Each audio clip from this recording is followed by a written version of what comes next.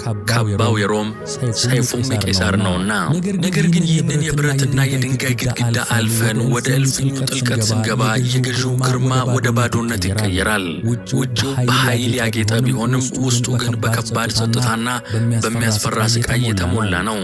በዚህ የገዢው ቤት ውስጥ በሮማውያን የሐር ልብስና በወርቅ ጌጣጌጥ የተንቆጠቆጠች ነገር ግን ነፍሷ በሐዘን የተሰበረ አንዲት ሴትን እናገኛለን። ስሟ አብሮቅላ ይባላል። ዓለም ግን ዛሬ አብሮቅላ ብሎ አያውቃትም። ይህቺ ሴት ወደፊት በሚሰራላት ድንቅ ተአምርና ለጌታ ባሳየችው ፍቅር ምክንያት ስሟ ተቀይሮ በክርስቲያኑ ዓለም ሁሉ ቅድስት ቬሮኒካ ተብላ የምትጠራው እናት ናት። አዎን ቅድስት ቬሮኒካ እርሷ ናት። ነገር ግን በዚያ ወቅት ገና ፊቱ በጨርቋ ላይ ሳይታተም ገና ሚስጥሩ ሳይገለጥ እርሷ በባሏ በጲላጦስ ቤተ መንግሥት ውስጥ የታሰረች አብሮቅላ ባለች ብቸኛ ሴት ነበረች። የአብሮቅላ ኑሮ ከውጭ ሲያዩት የቅንጦት ይመስላል። የገዢው ሚስት መሆን ማለት የፈለጉትን መብላት የፈለጉትን መልበስ ነው። ነገር ግን ለሷ ይህ ቤተ መንግሥት ቤት ሳይሆን የመከራ እስር ቤት ነበር። የዚህ ሁሉ ጭንቀት ምንጩ ደግሞ በዚያ በቤተ መንግሥት ውስጥ የሚኖሩት ከአብሮቅላ አብራክ የተገኙት ሁለቱ ፍሬዎች ናቸው። የቤተ ክርስቲያናችን ሊቃውንት በረቀቀው የአንድምታ ሚስጥር እንደሚያስረዱን ጲላጦስና አብሮቅላ ሁለት ወንድ ልጆች ነበሯቸው። ስማቸውም አንዱ ዳርታ ሁለተኛው ማካራ ይባላሉ። እነዚህ ልጆች የሮም ዜግነት ያላቸው የገዢው ልጆች የሆኑ በምድር ሚዛን የከበሩ ነበሩ። ነገር ግን ተፈጥሮ ወይም ሰማይ አንድ የላቀ ሚስጥር ሊገልጽባቸው ፈልጎ ይሆናል ሁለቱም ልጆች ዲዳዎች ነበሩ። እስቲ ያስቡት፣ ከተወለዱበት ቀን ጀምሮ እናታቸውን እማ ብለው ጠርተዋት አያውቁም። ሲራቡ አይጮሁም፣ ሲደሰቱ አይስቁም፣ ሲታመሙ አይናገሩም። የሮም ንጉሥ ጢባሪዎስ ወኪል የሆነው በኢየሩሳሌም ላይ እንደፈለገው የሚያዘው ጲላጦስ የገዛ ልጆቹ አፍ እንዲከፈት ማዘዝ አልቻለም። ይህ ለአብሮቅላ በየቀኑ የሚደጋገም ሞት ነበር።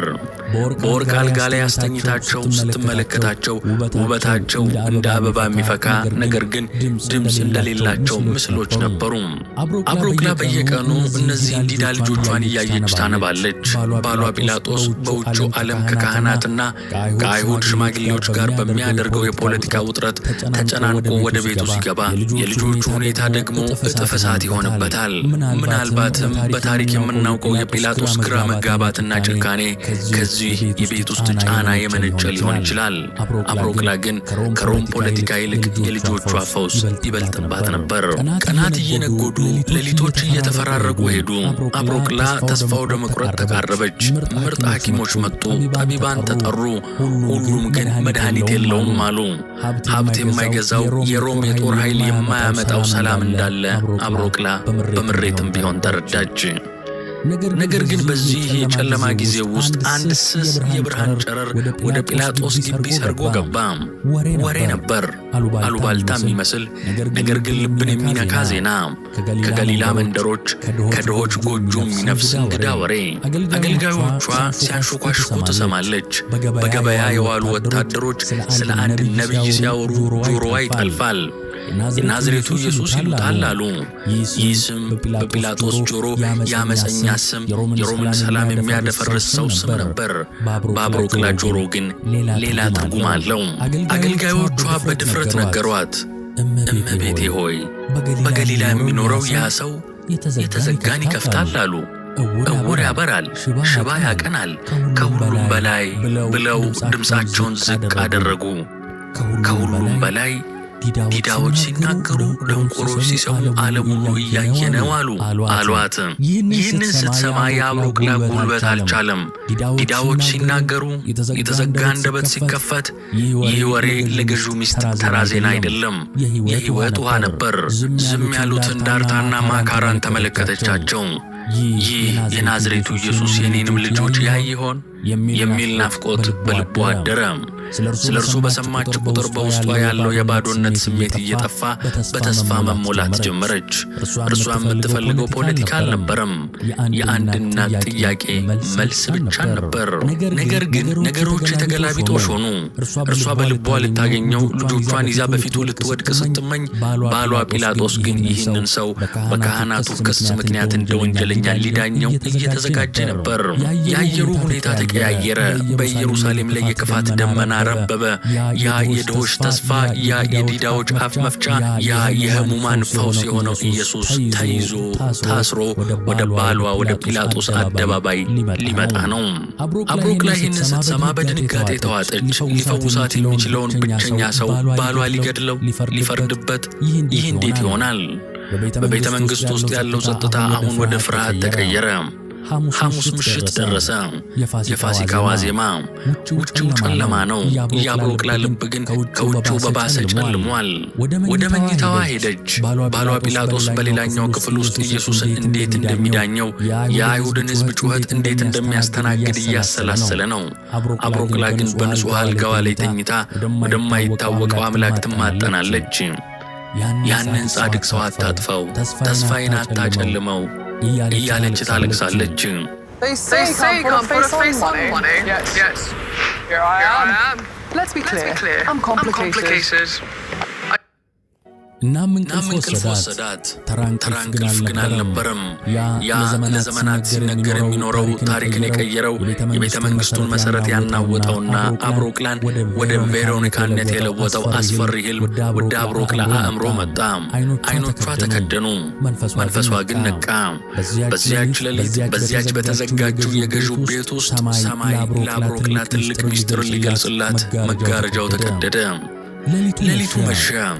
ኢየሩሳሌም በታላቅ የፋሲካ በዓል ዋዜማ ላይ ብትሆንም አየሩ ግን የሞት ሽታ ሞልቶታል። ከደብረ ዘይት ተራራ የሚነፍሰው ንፋስ የጌታን የጸሎት እንባ ተሸክሞ ወደ ሸለቆ ይወርዳል። በዚያች ሌሊት ሰማይና ምድር ተጨነቁ። ከዋክብት ብርሃናቸውን ለመንፈቅ የተዘጋጁ ይመስል ደበዘዙ። ይህች ሌሊት የዓለም ታሪክ የሚቀየርባት፣ የሰው ልጅ ዕጣ ፈንታ የሚወሰንባት አስፈሪ ሌሊት ነበረች። በሮም ገዢ በጴንጤናው ጲላጦስ ቤተ መንግሥት ውስጥ መብራቶች አልጠፉም። የሮም ወታደሮች በግቢ ውስጥ ይርመሰመሳሉ። ካህናትና የቤተ መቅደሱ ጠባቂዎች እየተጣደፉ ወደ ገዢው ግቢ ይገባሉ፣ ይወጣሉ። ሴራው ይጎነጎናል። 30 ብሩ ተከፍሏል። ይሁዳ መምህሩን ስሞ አሳልፎ ሰጥቷል። አሁን የቀረው የመጨረሻው የፍርድ ፊርማ ብቻ ነው። ጲላጦስ በፖለቲካና በሕሊናው መካከል ተወጥሮ በረንዳው ላይ ይመላለሳል። አይሁድ ስቀለው የሚል ጩኸት ለማሰማት ጉሮሯቸውን እያሟሹ ነው። ከዚህ ሁሉ ግርግር ርቆ በቤተ መንግሥቱ የውስጥ እልፍኝ ውስጥ ግን ሌላ ዓለም አለ። አብሮክላ በዚያ ውድ የዝሆን ጥርስ አልጋዋ ላይ ተኝታለች። አካሏ ቢተኛም መንፈሷ ግን አልተኛም ነበር። የዛሬው እንቅልፍ እንደወትሮ የሰላም ረፍትን የሚሰጥ አልሆነም። ገና ዓይኖቿ ሲከደኑ የዚህ ዓለም መጋረጃ ተገፎ ወደ ሌላ አስፈሪ የራእይ ዓለም ውስጥ ተሰወረች። በሕልሟ የኢየሩሳሌም ምድር ስትንቀጠቀጥ አየች። ከጥልቁም በታሪክ ታይቶ የማይታወቅ የአፍንጫው ቀዳዳ እንደ እቶን እሳት የሚነድ፣ ዓይኖቹ የክፋት ሁሉ ማደሪያ የሆኑ ግዙፍ ጥቁር ዘንዶ ሲወጣ ተመለከተች። ይህ ዘንዶ የሲኦል መልእክተኛ፣ የሞት ሁሉ አባትን ይመስላል። አብሮክላ በፍርሃት ስትንቀጠቀጥ ዘንዶ ወደ ቤተ መንግሥቱ አዳራሽ ገባ። አፉን እንደ መቃብር ከፍቷል። በዚያ ሰዓት ባሏ ጲላጦስ በፍርድ ወንበር ላይ ተቀምጦ አየችው።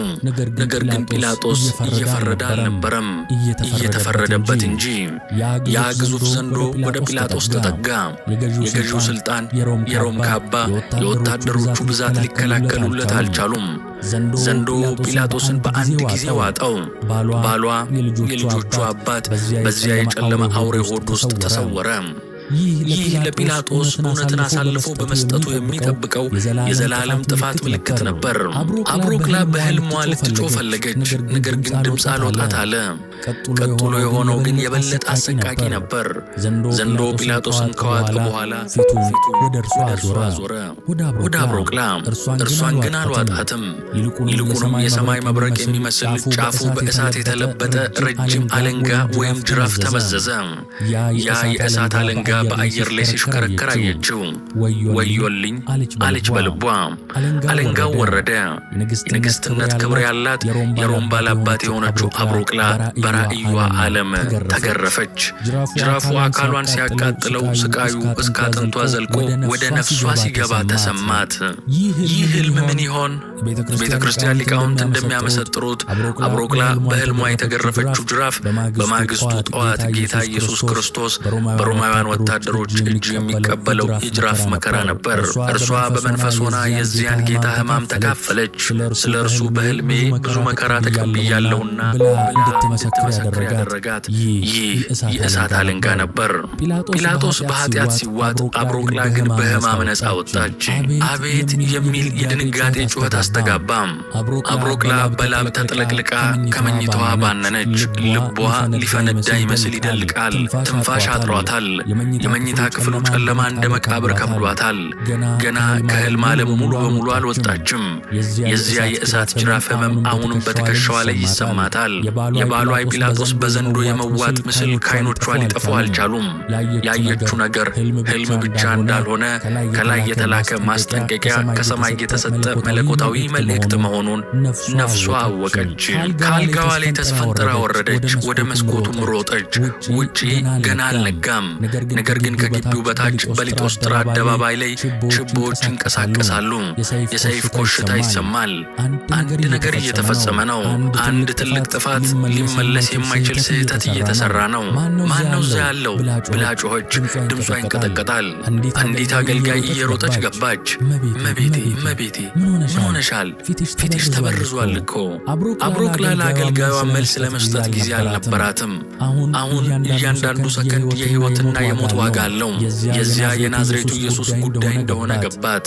ያ በሕልሟ የተገለጠላት የእሳት አለንጋውን የተቀበለላት ባሏን ከዘንዶ አፍ ሊያተርፍ የሚችለው ብቸኛው መፍትሄ እርሱ ነው። ቶሎ በይ አለች አብሮቅላ እጆቿ እየተንቀጠቀጡ የብራና መጻፊያውን ቀለም እየፈለገች። አሁን ወደ ባለቤቴ ወደ ጲላጦስ ሂጂ። እየረፈደ እንደሆነ አውቃለሁ። በጉባኤው መካከል ግቢ፣ ማንም እንዳይከለክልሽ። ይህንን መልእክት ለራሱ በእጁ ስጪው። አብሮቅላ በፍጥነት ጻፈች። ቃላቶቹ በብራናው ላይ የሰፈሩት በቀለም ሳይሆን በእንባና በፍርሃትም ጭምር ነበር። በዚያ ጻድቅ ሰው ላይ ምንም አታድርግ። ዛሬ በሕልሜ ስለ እርሱ እጅግ መከራ ተቀብያለሁና መልእክቱን ለአገልጋዩዋ ሰጠቻት። ሩጪ፣ ጲላጦስ ፍርዱን ከመስጠቱ በፊት ይህንን ይስማ። ንገሪው፣ ያየሁትን ንገሪው፣ ስለ ዘንዶ ንገሪው፣ ስለ አለንጋው ንገሪው። ሰውየው ጻድቅ ነው፣ ሰውየው ንጹሕ ነው፣ እንዳይፈርድበት ቶሎ በይ። አገልጋዩዋ መልእክቱን ይዛ በቤተ መንግሥቱ ኮሪደሮች ውስጥ ተፈተለከች። አብሮቅላ በመስኮት ሆና ትመለከታለች። ልቧ በጸሎት ተሞልቷል። ድረሽለት ጲላጦስ ሆይ ስማ፣ እባክህ ስማ፣ ነፍስህን አድን ትላለች በልቧም። ነገር ግን ታሪክ የራሱ የሆነ ጨካኝ አካሄድ አለው። መልእክተኛዋ ደረጃውን ወርዳ ወታደሮቹን አልፋ በሕዝቡ መካከል ተጋፍታ ወደ ጲላጦስ ወንበር ስትደርስ ጊዜው አልቆ ነበር። ጲላጦስ መልእክቱን ተቀበለ፣ አነበበው። ፊቱ ተለዋወጠ። የሚስቱ ማስጠንቀቂያ ልቡን ወጋው። ነገር ግን ዙሪያውን ከበው የሚጮኹት የአይሁድ ካህናት ድምፅ ከሚስቱ ደብዳቤ በረታ። የቄሳር ማስፈራሪያ ከዘንዶ ራእይ በለጠበት። ውሳኔው ተላለፈ። የሮሙ ባለስልጣን ጴንጤናዊው ጲላጦስ እጆቹን በውሃ ታጠበ። እኔ ከዚህ ጻድቅ ሰው ደም ንጹሕ ነኝ የሚለው ቃሉ እንደ ጩቤ የአብሮቅላን ልብ ወጋው። በሊጦስትራ አደባባይ የተሰበሰበው ሕዝብ ደሙ በእኛና በልጆቻችን ላይ ይሁን እያለ ሲጮህ ሰማይ በታላቅ ሐዘን ዝም አለ። ምድር ግን ገና ከወዲሁ መንቀጥቀጥ ጀመረች። ፍርድ ሲጣመም፣ እውነት ሲቀበር፣ ፈጣሪ በፍጡሩ ሲፈረድበት ግዑዛን ድንጋዮች እንኳን ዝም ማለት አልቻሉም። በዚያች ቅጽበት በቤተ መንግሥት ውስጥ ያለው ድባብ ተቀየረ። አብሮቅላ መልእክተኛዋን ልካ ባሏን ለማዳን ያደረገችው ጥረት እንደከሸፈ ተረዳች።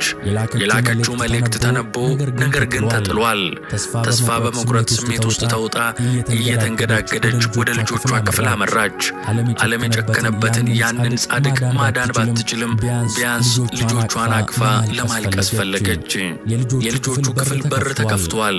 ዳርታና ማካራ እነዚያ ከተወለዱበት ቀን ጀምሮ ድምፃቸው ተሰምቶ የማያውቀው የአብሮቅላ የሕይወት እንቆቅልሾች በመስኮት በኩል ወደ ውጭ ይመለከታሉ። አቅጣጫቸው ወደ ቀራንዮ መንገድ ነው። አካላቸው ይንቀጠቀጣል። የሆነ የሚሰማቸው አዋቂዎች እንኳን ያልተረዱት ነገር ግን የንጹሐን ነፍሶች ብቻ የሚገነዘቡት አስፈሪ ንዝረት አለ። አብሮቅላ ወደ እነርሱ ቀረበች። ልጆቼ አለች በልቧ ልታቅፋቸው እጆቿን እየዘረጋች። በድንገት አንድ ተአምር ተከሰተ። ሰሚ ለማመን የሚከብደው የሰው አእምሮ ሊሸከመው የማይችለው አንድ እንግዳ ክስተት። በቤተ መንግስቱ ወለል ላይ የቆሙት ዲዳዎቹ ልጆች ፊታቸውን ወደ እናታቸው አዞሩ። አይኖቻቸው ቁለጨለጫሉ። የፊት ገጽታቸው የሕፃን አይመስልም። ዘመን የጠገበ ሽማግሌ ወይም ከሰማይ የተላከ የመልአክን ክብር ተላብሰዋል። አብሮክላ ደነገጠች፣ አፈገፈገች። ሁኔታው ከበዳት። በክፍል ውስጥ ያለው ጸጥታ እንደ መስታወት ተሰበረ። የመጀመሪያው ልጅ ዳርታ አፉን ከፈተ። ያ ለዓመታት በዝምታ ተዘግቶ የኖረው አንደበት ያለምንም ሕክምና ያለምንም የመናገር ልምምድ ተንቀሳቀሰ። ነገር ግን የተናገረው ቃል እናት የምትናፍቀውን እማ የሚል የፍቅር ቃል አልነበረም። ድምፁ እንደ ነጎድጓድ ወፍራምና ግልጽ ነበር። ንጹሕ ደም ለሚያፈሰው ለዚያ ለባልሽ ወዮለት አላት ልጇ። አብሮክላ ጆሮዋን ማመን አቃታት። የቃዠች ይሆን ወይንስ አሁንም በሕልም ዓለሟ ውስጥ ናት? ገና ከድንጋጤ ሳትወጣ ሁለተኛው ልጅ ማካራ ተከተለ።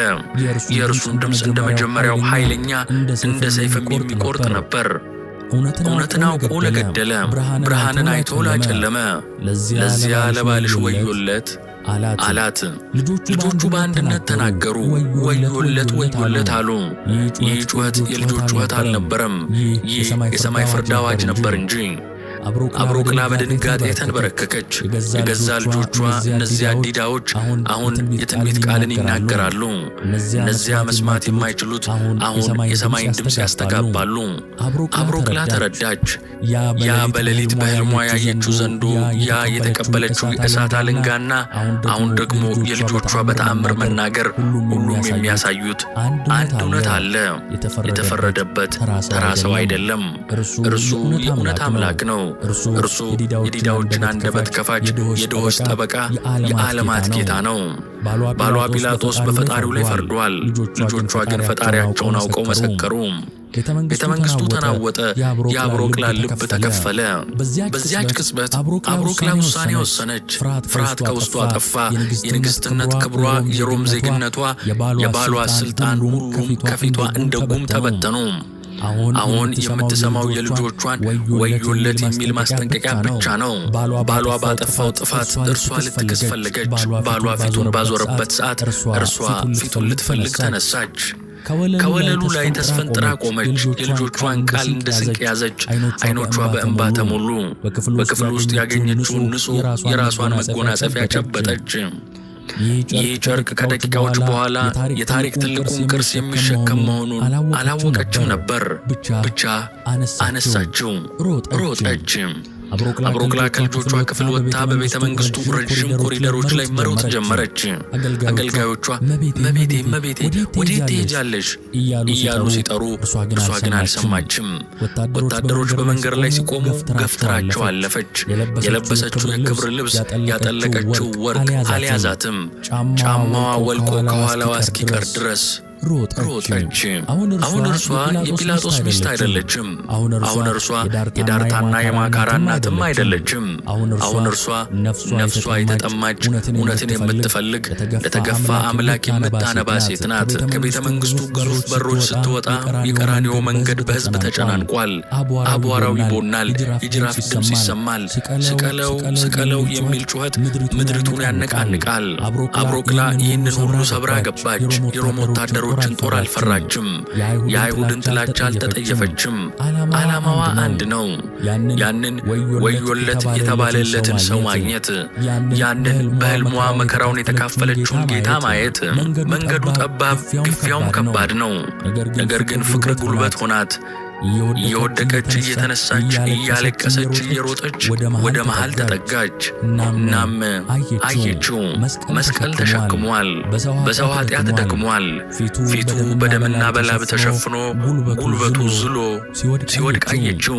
ዓለም የጠላው ልጆቿ ግን የመሰከሩለት አምላክ እርሱ ነበር። አብሮክላ ቆመች። የሚቀጥለው እርምጃዋ ስሟን ለዘላለም የሚቀይር እንደሆነ ገና አላወቀችም። የቤተ መንግስቱ ግድግዳ ከበስተኋላዋ ቀረ። እነዚያ ወዮለት የሚሉ የልጆቿ የትንቢት በጆሮዋ እያስተጋቡ አብሮቅላ ወደ አደባባዩ ተወረወረች። አሁን እርሷ የሮም ገዥ ሚስት አይደለችም። አሁን እርሷ ለክብር ልብሷ የምትሳሳ ወይዘሮም አይደለችም።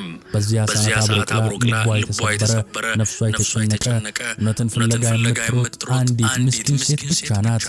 መንገዱ በሕዝብ ተጨናንቋል። ኢየሩሳሌም እንደ ቀፎ ትተራመሳለች። አብሮቅላ በጠባቡ መንገድ በሰው ማዕበል ውስጥ እየተጋፋች አለፈች። አየሩ በሙቀት በአቧራና በላብ ሽታ ታፍኗል። ከፊቷ ግን ሌላ ሽታ አለ።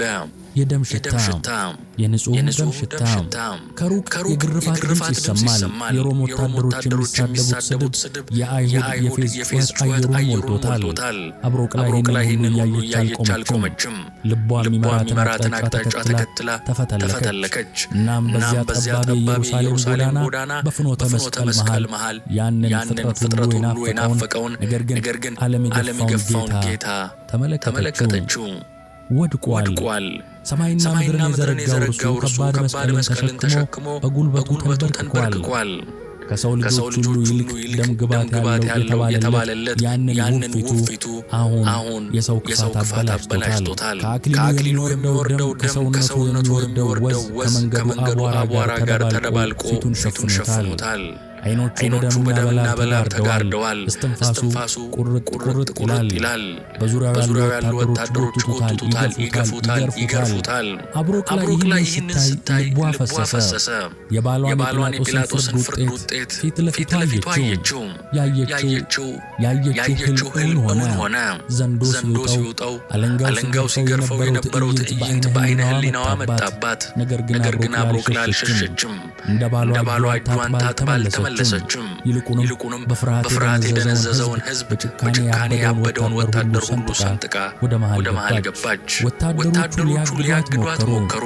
ነገር ግን የፊቷን መረበሽ፣ የልብሷን ክብርና በዓይኖቿ ውስጥ ያለውን ሐዘን ሲያዩ መንገድ ለቀቁላት። እርሷ የገዢ ሚስት መሆኗን አላወቁ ይሆናል፣ ወይም ደግሞ የእናትነት ግርማዋ አስደንግጧቸው ይሆናል። ወደ ወደቀው ጌታ ቀረበች። በጉልበቷም ተንበረከከች። ቃላት አልነበሩም። በዚያ ሁካታ መሃል በእርሷና በጌታ መካከል ታላቅ ጸጥታ ሰፈነ።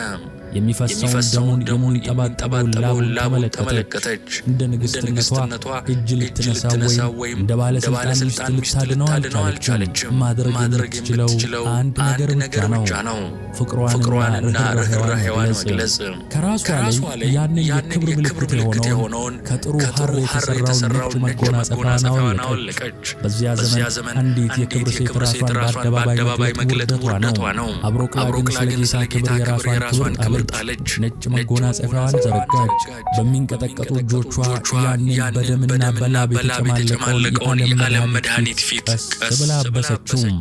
ወታደሩ ሊጮህ ይችላል፣ አይሁድ ሊሳለቁ ይችላሉ። እርሷ ግን ፊቱን እያበሰች ነበር። የዓይኑን ደም ጠረገች። ግንባሩ ላይ ያለውን አቧራ አነሳች። ለአፍታ ያህል ለዚያች አጭር ሰከንድ ኢየሱስ ዓይኖቹን ገልጦ ተመለከታት። ያ በሕመም የደከመው አምላክ በምሕረት ዓይኖቹ ወደ ነፍሷ ጥልቀት ተመለከተ። ያ እይታ ለዘላለም የሚበቃ እይታ ነበር። ከዚያም አለፈ። ወታደሮቹ ጎትተው ወሰዷት። መስቀሉን ተሸክሞ ወደ ቀራንዮ ጉዞውን ቀጠለ። አብሮቅላ በጉልበቷ እንደተንበረከከች ቀረች። በእጆቿ ያዘችው በደም የረጠበውን ያንን መጎናጸፊያዋን ብቻ ነበር። ነገር ግን ተአምሩ ገና አልተፈጸመም። አብሮቅላም በዋን እየጠረገች በእጆቿ የጨበጠችውን መጎናጸፊያዋን ስትዘረጋው ዓለም አይቶት የማያውቅ ሰው ሰራሽ ቀለም ያልነካው የብሩህ ጥበብ ያላረፈበት አስደናቂ ነገርን ተመለከተች። በነጩ ጨርቅ ላይ የጌታ የኢየሱስ ክርስቶስ የፊቱ መልክ ታትሞበት ነበር። ልክ ቅድም እንዳየችው አይነት በደም የተጨማለቀ ብቻ ሳይሆን በውስጡ መለኮታዊ ብርሃንና ሕይወት ያለው የሚመስል ዓይኖቹ የሚናገሩ የሚመስል ሕያው ምስል በጨርቁ ላይ ቀረ። ፊቱ እንደ ፎቶግራፍ፣ ነገር ግን ከፎቶግራፍም በላይ በሆነ መለኮታዊ ጥልቀት በመጎናጸፊያዋ ላይ ሰፍሯል። ደሙ ቀለም ሆኖ ላቡ ማሰሪያ ሆኖ መለኮታዊ ኃይሉ ሰዓሊ ሆኖ የፈጣሪ መልክ በምድራዊ ጨርቅ ላይ ተቀርጾ ቀረ። አብሮቅላ ደነገጠች፣ ጨርቁን በደረቷ አቀፈችው። ይህ ለሷ ከመንግስት ከስልጣን ከሀብት በላይ የሆነ ሀብት ነው። ይህ የጌታ ፊርማ ነው። አብሮቅላ ሆይ ባልሽ ቢከዳኝ ዓለም ቢገፋኝም አንቺ ግን አልረሳሽኝምና እኔም አልረሳሽም የሚል የቃል ኪዳን ደብዳቤ ነው። በዚያች ቅጽበት እዚያው አቧራ ላይ ተንበርክካ ሳለች